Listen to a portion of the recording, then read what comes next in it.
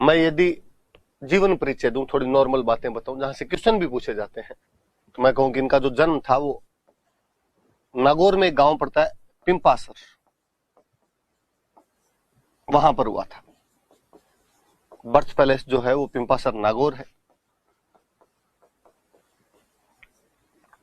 जहां पर एक पंवार राजपूत परिवार में इनका जन्म हुआ था।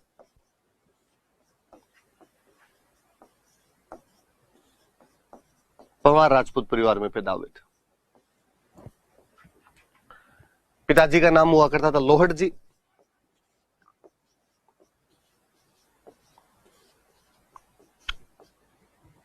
माता का नाम था हंसाबाई,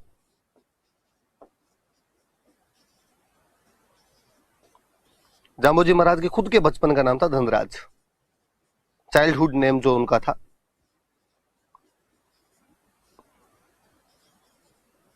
वो था धनराज। जांबोजी निर्गुण भक्ति का उपदेश दिया करते थे। बीकानेर में एक जगह पड़ती है समराथल, इस समराथल नाम की जगह पर अपने अनुयायियों को 29 उपदेश दिए थे। 20 और 9, इसलिए हम कहते हैं इनके अनुयायियों को बिश्नोई कहा जाता है।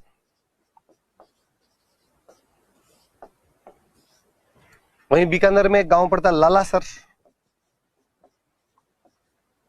जहां इनकी मृत्यु हो गई थी। पास में एक स्थान पड़ता है मुकाम, जहां पर इनको समाधि दी गई और यही बाद में इनका मुख्य केंद्र बना, जहां पर आश्विन की अमावस्या को और फाल्गुन की अमावस्या को मेले लगते हैं।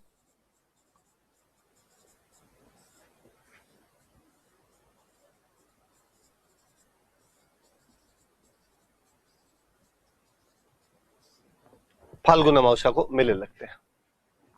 कुछ नॉर्मल जानकारी हमने पढ़ी कि जांबोजी महाराज का जन्म पिंपासर नागौर के गांव में पंवार राजपूत परिवार में हुआ। पिताजी का नाम लोहड़ जी था और मम्मी का नाम हंसाबाई था। याद रखें, मुझे याद है पिछले से पिछले साल किसी एग्जाम में क्वेश्चन था कि लोहड़ जी तथा हंसाबाई कौन से संत के माता पिता का नाम था, तो जांबोजी महाराज के। इनके खुद के बचपन का नाम धनराज हुआ करता था।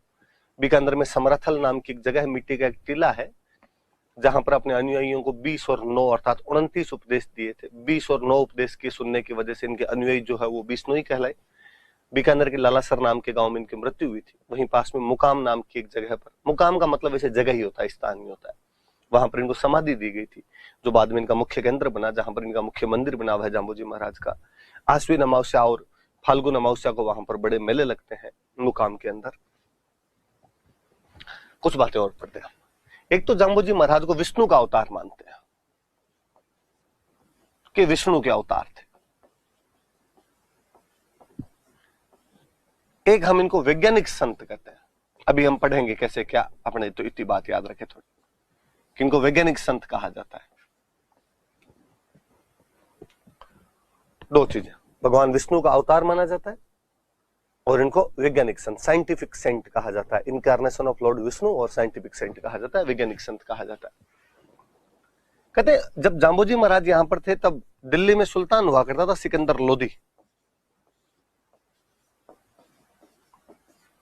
और सिकंदर लोदी इनके चमत्कारों से प्रभावित था, वो इनको मानता था। बीकानेर में अकाल पड़ गया था, हर साल अकाल पड़ते थे इस क्षेत्र के अंदर। पग पुगड़ धड़ कोटड़ोन, उदरज बीकानेर, भूलो चुको जोधपुर ठाओ जैसलमेर वाली बात है। अपने यहाँ अकाल नहीं पड़ते तो किसके अकाल पड़ते? अकाल में सबसे भयंकर समस्या होती है कि मनुष्य खुद तो जैसे तैसे करके जीवन यापन कर लिया करता, पशु मरने लग जाते। कहते जांबोजी महाराज ने सिकंदर लोदी के पास मैसेज करवाया कि सुल्तान पशु मर रहे हैं। सुल्तान ने जांबोजी के मैसेज के साथ ही वहां से गाड़ियां भर भर के चारा भेज दिया था। तो जांबोजी के कहने पर दिल्ली के कौन से सुल्तान ने बीकानेर क्षेत्र में अकाल के समय पशुओं के लिए कैटल फीड या चारा भेज दिया था? तो सुल्तान कौन है? सिकंदर लोदी। सारी बात याद रखना। अकाल के टाइम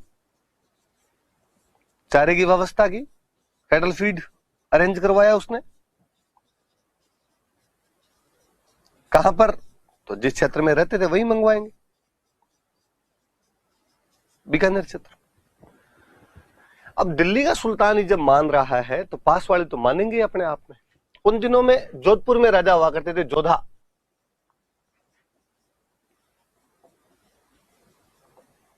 और बीकानेर में राजा हुआ करता था बिक्का।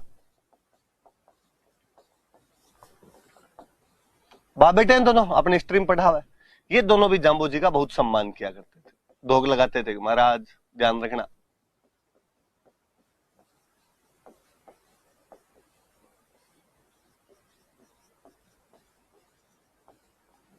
जाम्बू जी महाराज जहां अपने उपदेश दिया करते थे, वो जो उपदेश स्थल हुआ करते थे, उनको बोलते थे संथरिया। संथरिया कहते थे उनको। ये भी थोड़ा ध्यान रखना कि भाई उनके जाम्बू जी महाराज के जो उपदेश स्थल थे उनको क्या कहा जाता था, तो उनको संथरिया कहा जाता था। थोड़ी अलग सी बात है। मंदिर कहां कहां बने हुए? मुकाम में तो है बीकानेर में, एक बीकानेर में और जगह पड़ती है जांगलू, दो जोधपुर के अंदर जगह, एक है रामड़ावास और एक जांबा। नीचे वाली दोनों जगह जोधपुर, ऊपर वाली दोनों जगह बीकानेर। यहां पर जाम्बू जी महाराज के जो मुख्य मुख्य से मंदिर है वो इन क्षेत्रों के अंदर बने हुए। शिक्षाएं पढ़ लेते हैं हम जाम्बू जी महाराज की। क्या क्या टीचिंग्स दे के गए थे, क्या बातें बता के गए थे। नॉर्मली निर्गुण भक्ति वाली वो बातें तो बताई थी, पर मैंने शुरू में एक लिखा कि वैज्ञानिक संत थे, तो बंदे ने यार उस टाइम कहा कि हरे पेड़ पौधे नहीं काटे जाने चाहिए। जब दुनिया ग्लोबल वार्मिंग का गए नहीं जानती थी, एक बंदा कितनी साइंटिफिक बात कर रहा था। ग्रीन ट्रीज जो भी है, हरे पेड़ पौधे जो भी है, वो नहीं काटे जाने चाहिए, नहीं काटे जाने चाहिए।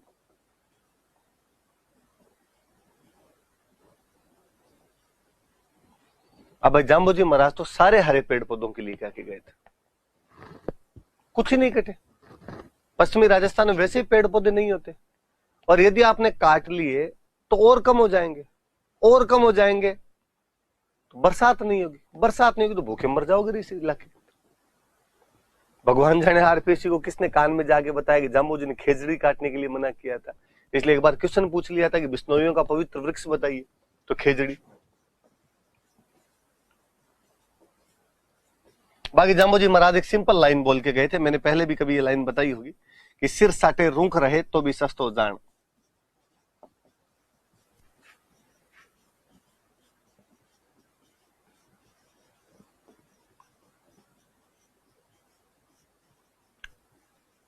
सिर साटे रूख रहे तो भी सस्तो जान।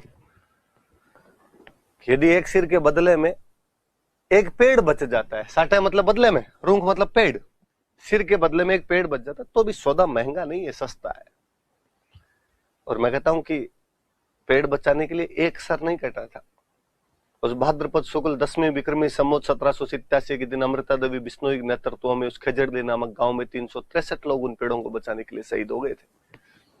जाम्बू जी महाराज की एक सिंपल सी लाइन को चरितार्थ करने के लिए उनके अनुयायियों ने विश्व का ना भूतो ना भविष्यति वाला वो बलिदान दिया था। सिंपल सी लाइन की सिर साटे रूख रहे तो भी सस्तो जान। एक लाइन और बोल के गए कि जीव हिंसा नहीं करनी चाहिए, एनिमल किलिंग नहीं होनी चाहिए भाई।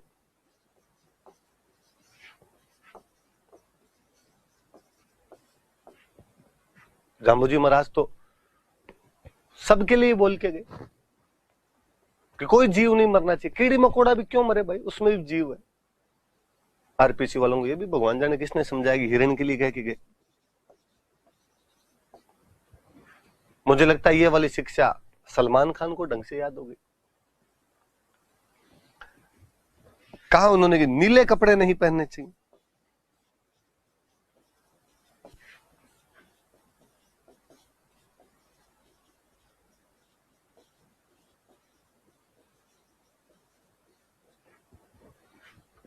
ब्लू क्लॉथ्स हो वो नहीं पहने जाने चाहिए, नीले कपड़े नहीं पहने जाने चाहिए। नॉर्मल सा गाढ़ा रंग है, पश्चिमी राजस्थान में धूप ज्यादा होती है, सूर्य की किरणों को अधिक अवशोषित करेगा, गर्मी ज्यादा लगेगी, साइंटिफिक सा रीजन है, इसलिए वो साइंटिफिक सेंट है।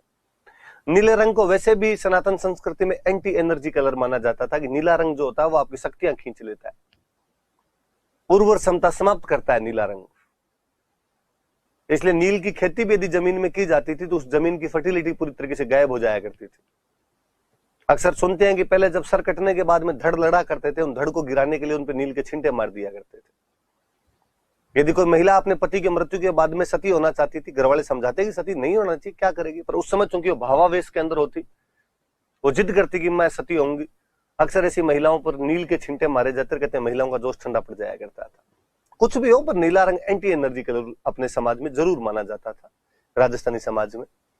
इसलिए उन जाम्बोजी महाराज ने भी कहा नीले कपड़े तो मत पहनो यार कम से कम। और आज भी गांव के अंदर अक्सर यदि महिलाएं तो नीले कपड़े पहन ले तो डोकरियां मना कर देती है, अभी भी नीला तो नहीं पहनना चाहिए।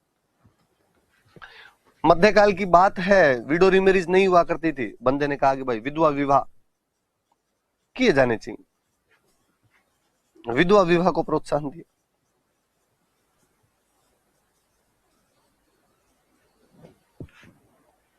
नॉर्मल सी सीधी सी सिंपल सी बात की।